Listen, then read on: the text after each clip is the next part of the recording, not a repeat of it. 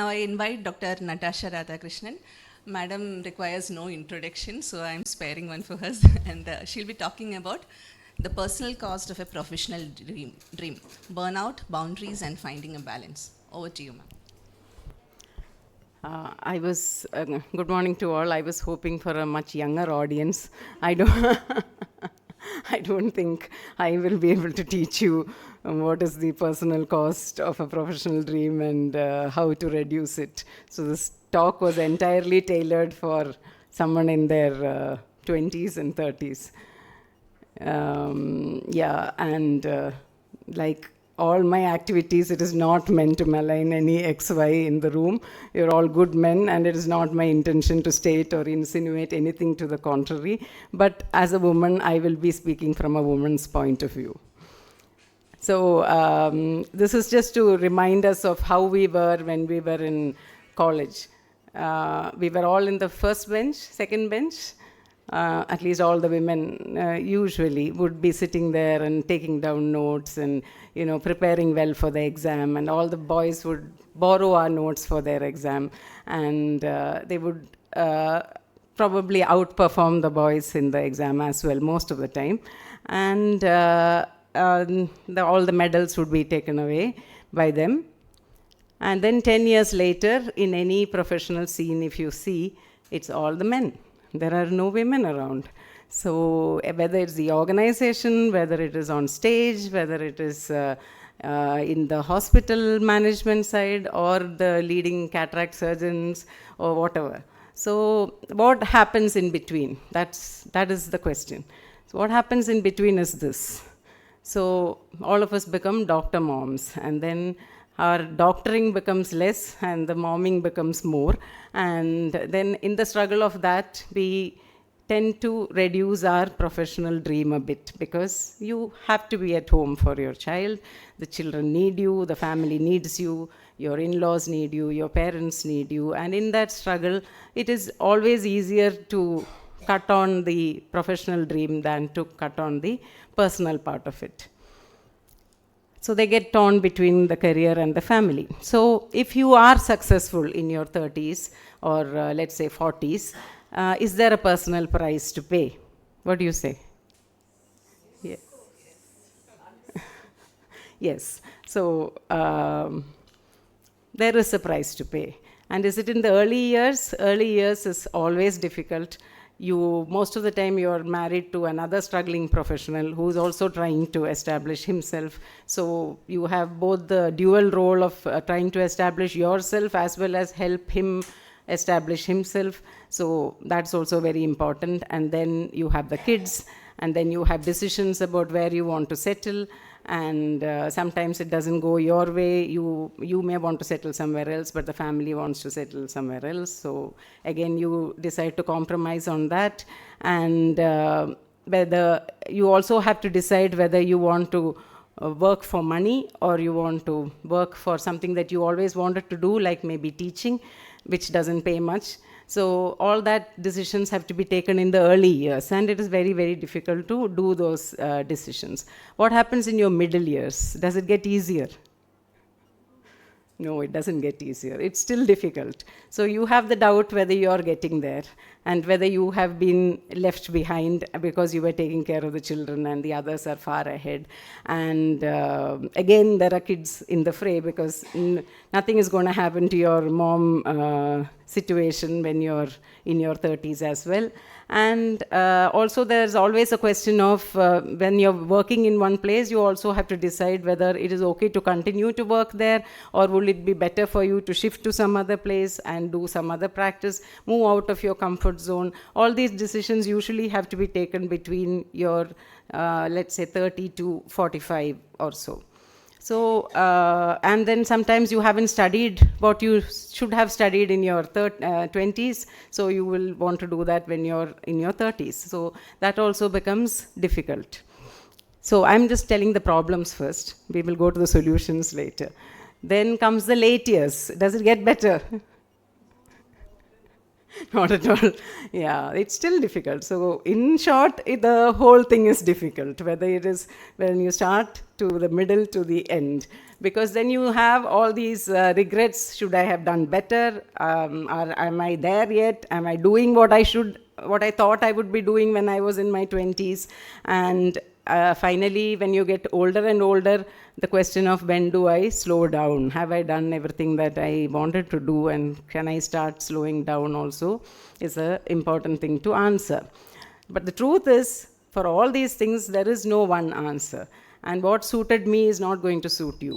And what helped me, and if I tell you what helped me through it, it may not help you, because everybody's situation is different. But how can I help you? Because that's what Sanita wanted me to say. But I can only tell you what worked for me, and hope that in some way it will help your journey. So, sharing my journey, I married my college sweetheart. So we were literally studying when we just finished PG. When we were doing PG, we got married. And immediately after my PG, I had my twins. And then my husband was doing his MCH. So I was the breadwinner of the family. So I was then no way of going for fellowship. Most of the fellowships at that time were long-term fellowships. And there is like no way I could leave the twins. And ഒരു ബേബിനെ തന്നെ അമ്മയും അമ്മായിയമ്മയും നോക്കാൻ ഇഷ്ടപ്പെടത്തില്ല. പിന്നെയാണ് രണ്ട് കുഞ്ഞുങ്ങളെ. So there's no question of leaving them with anybody and going for a fellowship. So I worked in various hospitals in Trivandrum. First I worked in government service, and then that was in health service. So I found it very difficult to resign myself to doing ophthalmology just one day in a week. So after about a year and a half, I joined it because my father was insisting that it's a government job and I shouldn't leave it. At that time, there was no specialty cadre or anything. So I had to do ophthalmology only once in a week. So after about a year and a half, I decided government job or whatever, I'm not doing this anymore. And I quit that and I started working in private hospitals in Trivandrum. Literally, when we got married, we had zero bank balance. Both of us were from middle class families. And then I had two younger sisters as well. Then we decided that we wanted international exposure, so we went to the UK. And that was a lot of struggle, because if you don't have enough money to pursue your exams in the UK, to buy a laptop at that time was very difficult. So we worked for a few months and saved the money, and then we went to the UK. But about a year later, his parents fell ill, and then we decided to come back, and that's how we reached in Kochi. Again, after 1.5 years of UK, we had 2 degrees and zero bank balance again, because every 3 months, one of us would be writing a Royal College exam, which literally takes away half your salary at that time. And then in Kochi, we stayed and built a career and had one more kid. So here again, after the twins, I did not want another child, but he wanted another child. So again, you have to compromise. So for about 9 years, I said no, I'm not having another child. But after 9 years, I thought that, my twins will go away together. So everyone was talking about how the kids will go away one after the other. But when you have twins, they're just going to go away together. And it was that realization that made me think that maybe I should think of another child. So let's look at what can be done. So what I'm trying to tell you is that from 2000, I passed out with a gold medal in ophthalmology. And till 2007, I literally had done nothing. I had just taken care of the children, written a few exams. I wrote my DNB, and I wrote MRCO, and took care of the children and worked to support the family. That's all I did. So, but what kept me going was that I had a dream. I had a dream that I would make it professionally someday, no matter how much it took, how much time it took, even if I had to take care of the children in the beginning, I will do it later. Sometime, once my husband is settled, I will definitely go after my dream. And that dream has to be there, first of all. The problem with most of us ladies is that initially itself, we will resign ourselves to being second grade, being in second place in our career. And that should not happen. You should have a dream, and you should keep that dream alive. And planning. This is the other thing I find, that most of the postgraduates who come to me, so I've been teaching for 17 years, so every year we get 6 postgraduates who are in the same situation I was when, like 20 years back. So, but I find that they just don't plan. They don't plan, especially pregnancy. It's like they never got into that family planning class at all in gynecology. I don't know why. The pregnancy always comes unannounced. So that is one thing I would say, take it into your own hands. The planning for a child should not be done by your family or your mother-in-law or your father-in-law or your parents. It should be done by you and your spouse, and it should be planned, and because that is the most important life-changing event in your whole life. It is going to decide what you are going to do for the next 20 years. So when do you want that decision has to be taken by you, and I would always advise the students to plan it. It is not difficult, and it is not, in this era, you don't have to be like superstitious that if you plan and postpone, you'll never have a child, and all those things at least. Can we wrap up in a couple of minutes? Oh yeah, One more okay. speaker. One more speaker is there. Okay, sorry. Yeah, so planning is important, especially family planning. And sometimes life still has a tendency to overthrow the best laid plan. So you plan for one child and then you have twins. So even then you should have a plan B and you should have a plan C. So at least have some timeline of what you're going to do in your career.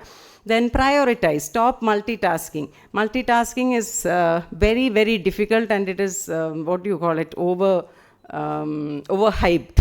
We should not be multitasking, we should be prioritizing. So if you feel that it's your children that need you at that point of time, prioritize your children. And if you feel that your career needs you at that time, then you have to prioritize that.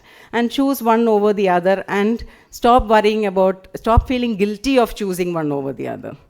And a few tips to keep the personal loss minimum is to prioritize your partner over both parents, over your kids, over work. Make time, put effort. You were a couple before and you will be a couple after the kids. So kids are just an interlude in between. So give priority to that.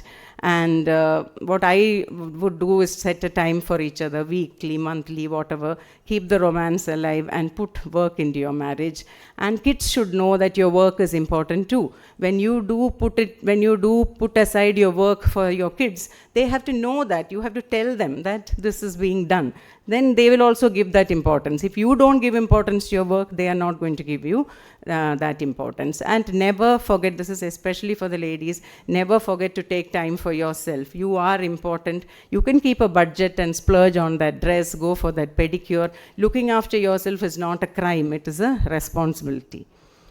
And finally, if you want to minimize the personal loss and be successful, you have to keep that fire in you burning, and you should not let the world douse it, because that is what the world will tell you to do, to compromise, to cut corners, and not to do what your heart is telling you to do. So keep that fire burning, and then you will be able to minimize the personal loss and maximize the success. Thank you. Thank you, Natasha. It was a wonderful, eye-opening talk.